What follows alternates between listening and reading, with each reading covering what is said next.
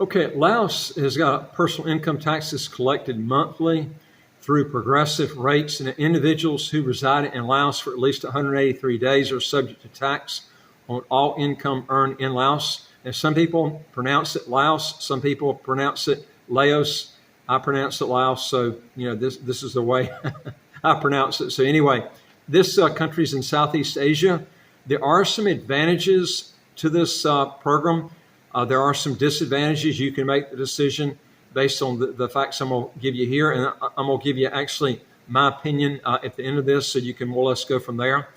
Now, the taxes, they've got brackets as high as 25%, but they really start at low rates, as low as just over $3,864 US. So it doesn't take you much to hit that high rate. Now, Laotian citizens had visa-free or visa-free arrival access to 49 countries and territories, and this is ranking this passport 92nd in terms of travel freedom. It's tied with passports like Angola, Cameroon, Egypt, Haiti, and Jordan. Now, Jordan's got a fast-track program, but it's very expensive, and they've hardly sold any of the passports. Haiti's, these countries don't have good visa-free travel. This one, the visa-free is pretty bad. To compare it with St. Kitts has got like 154 countries visa-free or visa-free on arrival. You're looking at 49 here. So St. Kitts has got over 3 times the number of visa-free countries that you can go to. There are some advantages, which I'm going to go over with you on that. The GDP per capita per year is $2,536 US a year. So this is lower than the actual $3,499 US, which is the GDP per capita of Philippines. Now you might look at this and say, well, man, these people look pretty poor. Well, there are some advantages to that. And there's a lot of countries that go there and outsource through the Philippines and places like Laos to get really, really, cheap labor. Now, you're going to get a lot more people that speak English in the Philippines than Laos, but there are people that do speak English in Laos, so you can, you can knock your labor costs down dramatically. I see a lot of people they're concerned with their income taxes, but there's a lot of companies that pay a lot more in labor costs than they do in income taxes. And what you might want to do is to not just look at trying to lower your taxes, but also try to lower your labor costs. That can dramatically put a lot more money in your pocket. But it is a good place to do outsourcing. Now, also, if you're an older guy and you're looking for maybe, let's say, a younger lady, this is a great place to go, along with places like Vietnam, Philippines, Indonesia, Thailand, Singapore. I would also throw in there, although Singapore's a little bit different type of class of people. The income is a lot higher there. But the Singaporean women do look similar the same way. It's more of a Southeast Asia thing with women there. They just view things different than the U.S. and Canada. Most women in the U.S. and Canada don't want to date a guy half their age. It's very, very predominant. I've seen people literally that go to these places that date women a third of their age, okay? And, it's a culture there. Now, Laos does have a population around 7.4 million people. The Lao People's Democratic Republic is an authoritarian, centralized one-party state. It's ruled by its only constitutionally authorized party, the Lao People's Revolutionary Party. National Assembly elections that were held in February 2021 were not free and fair. So this is a huge disadvantage to this government here. If you go there, you're not going to have what I call fair rights. Of course, you don't have in the U.S. either. Look at what's happening with Donald Trump.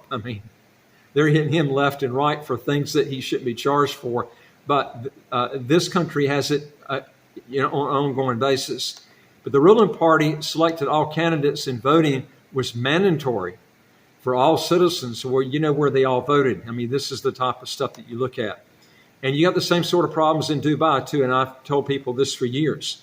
But in March 2021, the National Assembly approved Prakam VIP Heaven, who's the prime minister. Significant human rights issues included credible reports of arbitrary detention, political prisoners, serious problems with the independence of the judiciary, serious restrictions on free expression and media, including censorship and the use of criminal defamation laws, serious and restrictions on internet freedom, substantial interference with the freedom of peaceful assembly and freedom of association, inability of citizens to change their government peacefully through free and partial elections, serious restrictions in political participation, serious government corruption, lack of investigation of and of accountability for gender-based violence, including but not limited to domestic or intimate partner violence, and outsourcing of independent trade unions. Now, you're going to see this a lot in places like Dubai, and I've told people this. I went through the court system there in Dubai, and it's a totally unfair system. You can't sue an Emirati there, and if you say anything against the government, or you go out and start picketing, okay, or you start complaining against the government, and you do it on a Facebook account, they'll throw you in prison in a minute there. Now, let's look at the nationality law in Laos. Okay, now Laos does not allow its citizens to have dual citizenship. I've always told people, countries that don't allow dual citizenship, you're not going to have freedom of rights. I can tell you that. And Dubai is the same way. Saudi Arabia is the same way. I would advise people not to go to countries like that. Now, it does have freedom in that you can literally live there totally income tax free, which is a lot more freedom than you got in the U.S. as far as taxes go.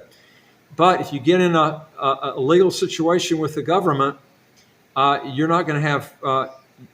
You can forget hiring a lawyer. You're not going to have free rights. Okay, they're not going to go by the rule of law.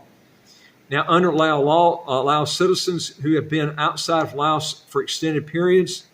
Listen to this. You've been outside. If you're a Laos citizen and you've been outside the country for periods of time, or you've taken a second nationality, you can literally lose your citizenship from that. And Dubai is the same way. In fact, Dubai and this country are the only two I've seen where if you actually leave the country for a certain period of time, you can lose the actual citizenship. And you don't even have to get a second passport. Just the fact that you've left the country for extended periods of time, you can lose the passport that way. Now, you can apply for a business visa, which is available for foreigners who want to invest and create a business in Laos. They really don't have a retirement type visa there, but this is one way you can get in over there if you want to do that. You will have to learn the language, the local language there, to get the passport. And you will have to give up, again, your other citizenships to do that. I've always told people that if you're looking for a second passport, third passport, or whatever, always look at these particular things, and I think you will not go wrong. Remember that a good fast-track citizenship program has these traits I'm going to go over with you. And don't bypass these when you're trying to make a decision on getting a second passport, and that is get a citizenship program that you can get as long as you don't have any sort of civil or criminal past. A lot of these residency by investment countries do not go by their statutory requirements after the minimum residency requirements have been made, therefore messing up your plans for a passport in a reasonable period of time. By getting a simple passport, like a St. Kitts passport, and you should be, if it's not St. Kitts, get a fast track program as your first one outside of your home country. But by getting something like a St. Kitts passport, you don't run into this type of problem because St. Kitts passport you can get as quick as 4 to 5 months. When you go and apply for a country like Laos and try to reside and get citizenship there, you're never going to be able to truthfully find out how long it's going to take before you can get that passport. And also, number 2 is make sure that the country that you're applying for has no military requirements. The worst thing that you can do is go to a country, and then they maybe you're still young enough to be drafted, or they draft your kids. Next thing you know, your children don't have any legs from being in some sort of battle.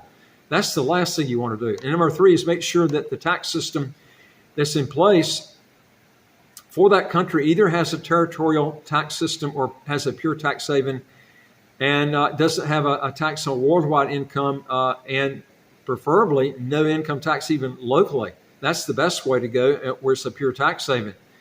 And then number 4 is make sure that if there's a language requirement, that you already know that language. Now remember, if you go to a country like Laos, this is a pretty complicated language to learn, but you're going to have to learn that language to pass that test. Most countries have that. You don't have it with the fast track programs in the Caribbean. Now, St. Kitts offers the most visa-free countries of any of the Caribbean fast track programs. But make sure you know the language. If you don't know the language, I wouldn't go in any type of program that they're going to make you learn the language to get that passport. And always, and number 5 is always verify that dual citizenship is allowed, or don't engage in that program. St. Kitts allows dual citizenship. This is what you want, okay? And then number 6 is you want to get into a passport that has as many visa-free countries that you can get, but having the requirements, I've just gone over with you. St. Kitts has got about 154 visa-free countries you can go to. Laos has about 49 countries, so you're looking at about 3 times more countries with a St. Kitts passport than a Laos passport. And number 7 is remember that a lot of these countries reserve their most lucrative business opportunities, like insurance, retail, real estate. You got to be a citizen in a lot of countries to have that ability to get in those type, investment opportunities. And if it's going to take you years to get that passport, man, it's just going to knock you out of trying to get in that type business. My advice is get into a program quick, a fast track program in. Then if you want to go to another country and get the residency program in, fine. But if you find out there's a problem and you're going to have to get citizenship to actually get involved in that type of business, then fine. If you've already got a fast track program in place, just go back to that fast track program country. That's the best way to do it. Because you're going to find out that a lot of countries are going to have this restriction. And also when you move to a new country, we don't know the language. I'm going to tell you, it's going to take you 4 to 5 times longer to learn and to get yourself implemented in that country. And it's going to end up, time's money. You're going to end up wasting a lot of time. My advice is pick a country that you already know the language fluently before you go there. If you want to know more on this, folks, go to our website, www.citizenshipquickly.com, and just ask for some help. And I would like to hear from you. If you got a question or comment, just put it below. And if you want to know more on and getting more information like this, hit the subscribe button on the right of your screen right here, and you get new videos automatically as they come out. And I look forward to talking to you on the next video. Take care.